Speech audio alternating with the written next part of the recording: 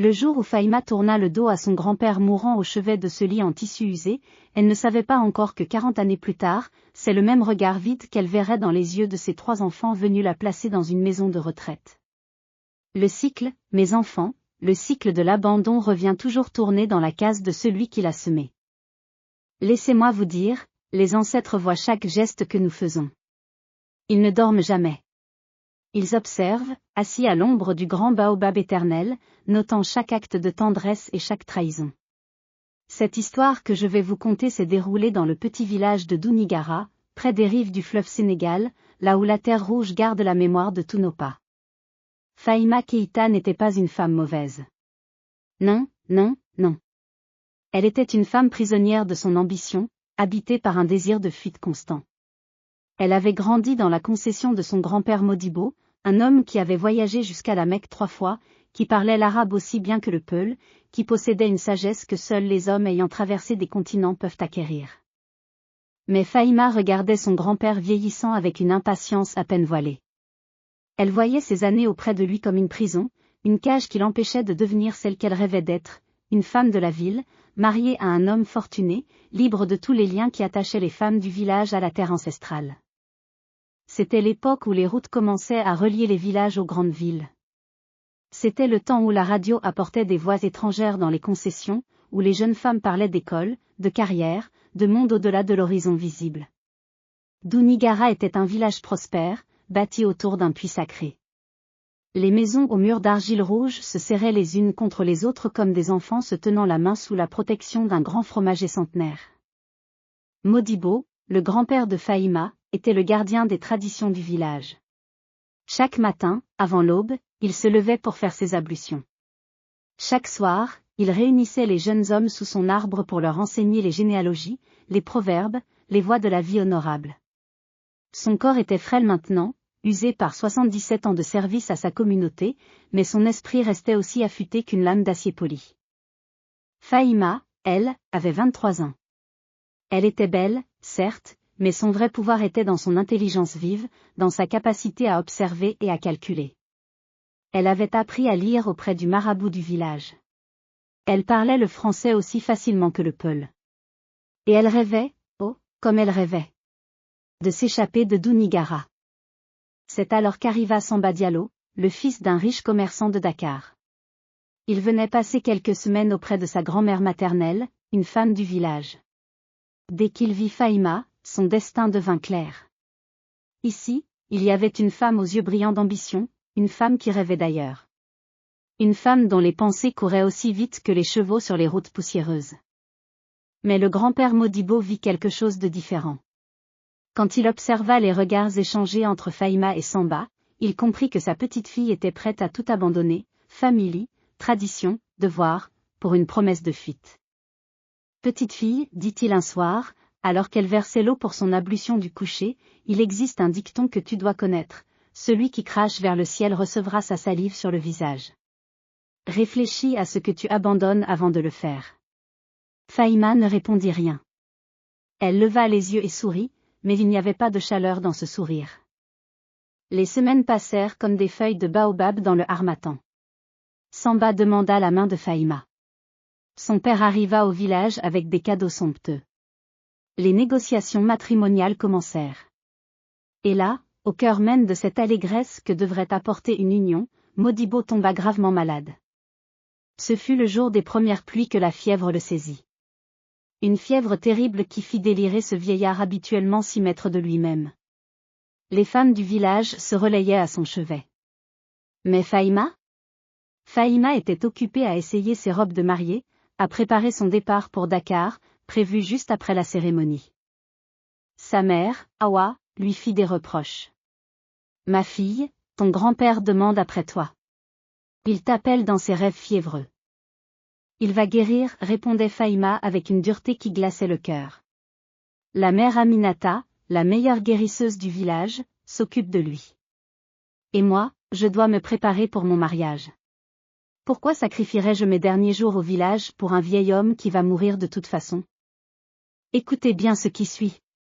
Car c'est dans ce moment précis, celui où Faïma refusa de s'asseoir auprès de son grand-père mourant, que le tissu du destin commença à se tisser différemment. Les ancêtres prirent note. Les esprits du village comprirent.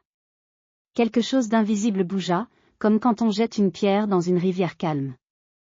Modibo mourut 3 jours avant le mariage. Il mourut avec le nom de Fahima sur ses lèvres. Il mourut en demandant pourquoi sa petite fille, celle qu'il avait élevée, celle à qui il avait transmis tous ses enseignements, ne venait pas le voir une dernière fois. Mais Fahima n'assista même pas à ses funérailles. Elle partit avec Samba Diallo vers la grande ville. Elle partit sans se prosterner devant le corps de son grand-père. Elle partit en abandonnant 40 années de mémoire, de tradition, d'amour silencieux. Les années à Dakar furent magnifiques. Oh oui, elles le furent. Fahima devint une femme importante. Elle porta les plus beaux pagnes, habita dans une maison avec de l'eau courante, mangea les aliments les plus délicats. Elle eut 3 enfants, Moussa, Aminata et le petit Sékou. Elle devint dame patronnesse d'association. Les gens du village qui venaient visiter la grande ville parlaient d'elle avec une certaine admiration mêlée de crainte. Mais écoutez ceci, le silence ne dure jamais longtemps en Afrique. Les secrets ne restent jamais enfouis. Les ancêtres ne dorment jamais. Au fur et à mesure que les années passaient, quelque chose changea subtilement dans la vie de Fahima. Son mari Samba, autrefois tellement épris d'elle, commença à s'éloigner. Pas immédiatement. Pas de manière spectaculaire. Mais progressivement, comme l'eau qui s'écoule sans bruit d'une jarre fissurée. Il prenait des maîtresses. Il rentrait tard. Il ne la regardait plus avec cette adoration des premiers jours. Et ses enfants ? Oh, mes enfants, c'est là que se révéla la véritable justice des ancêtres. Moussa, son fils aîné, grandit en voyant son père mépriser sa mère. Il apprit que les liens familiaux étaient négociables, que la loyauté n'était qu'un mot vide. À 15 ans, il quitta la maison sans jamais revenir. Il disparut pendant 10 ans. Quand il réapparut, c'était en tant qu'homme ami des bandits des routes, habitant les villes côtières, fuyant constamment, ne posant jamais sa tête nulle part. Aminata, sa fille, regarda comment son père traitait sa mère et intériorisa une leçon terrifiante, les femmes sont des objets jetables. À 17 ans, elle se donna à un homme qui la paya en bijoux. Elle descendit progressivement dans une vie de désespoir, changeant d'homme comme on change de pagne, jusqu'à ce qu'elle se retrouve misérable et malade, vendue à quiconque offrait quelques pièces. Et Sékou, le plus jeune, vit toute cette souffrance et décida qu'il ne voulait pas de famille. Il devint herboriste dans les rues de Dakar, acceptant l'argent que les gens lui donnaient mais refusant de tisser des liens, refusant de créer des attachements. Solitaire. Vide. Mort émotionnellement malgré la vie qui circulait dans ses veines. Regardez-vous comment les enfants reflètent ce que les parents plantent dans le sol de leur cœur ? Écoutez bien, Fahima n'avait jamais montré à ses enfants ce qu'était la loyauté familiale. Elle ne leur avait jamais montré la valeur du respect envers les aînés. Elle les avait simplement laissés grandir sous les toits dorés d'une maison remplie de richesses matérielles mais vide de tout ce qui nourrit l'âme. À 63 ans, Fahima se regarda dans le miroir de sa belle chambre dakaroise et vit une étrangère. Une femme dont le mari avait depuis longtemps cessé de partager son lit. Une femme dont le fils avait disparu à nouveau, cette fois pour de bon. Une femme dont la fille était morte 3 ans plus tôt, rongée par une maladie que personne ne nommait à haute voix. Une femme dont le plus jeune fils refusait même de prendre ses appels téléphoniques.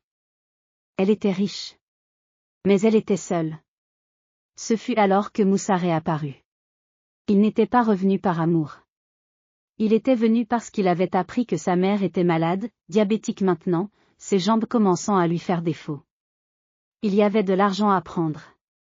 Une maison à vendre. Maman, dit-il sans chaleur, tu as besoin d'une maison de retraite. Tes jambes ne te portent plus. Je ne peux pas te garder.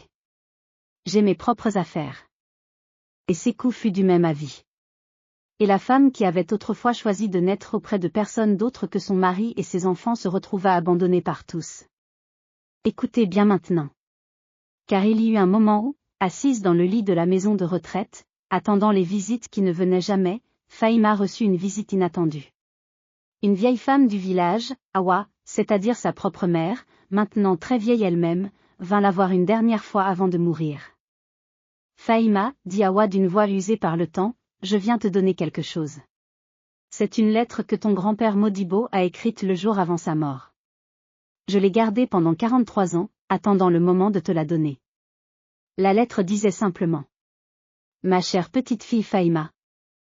Je sais que tu ne viendras pas à mon chevet. Je le sais parce que j'ai vu ce regard dans tes yeux, ce regard qui cherche toujours ailleurs, toujours loin de celui qui t'aime. Mais je veux que tu saches ceci, chaque geste que nous faisons revient vers nous. Ce n'est pas une punition des ancêtres. C'est simplement la justice naturelle du monde. Si tu plantes des graines d'abandon, tu récoltes l'abandon. Si tu plantes des graines de mépris, tu récoltes le mépris. Je n'ai pas de colère pour toi.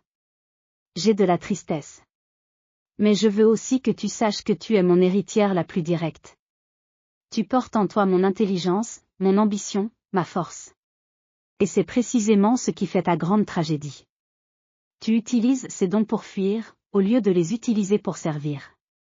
Tu vas vivre longtemps, je le sais. Et tu auras tout le temps pour comprendre ce que tu as perdu. Modibo. Fahima pleura pendant 3 jours quand elle lut cette lettre. Pas des larmes de culpabilité. Des larmes de compréhension tardive. Elle avait eu 63 ans pour revenir. Elle avait eu 63 ans pour écrire une lettre à son grand-père. Elle avait eu 63 ans pour dire à ses enfants, regardez-moi. Apprenez de ma plus grande erreur. Ne faites pas ce que j'ai fait. Mais elle ne l'avait pas fait.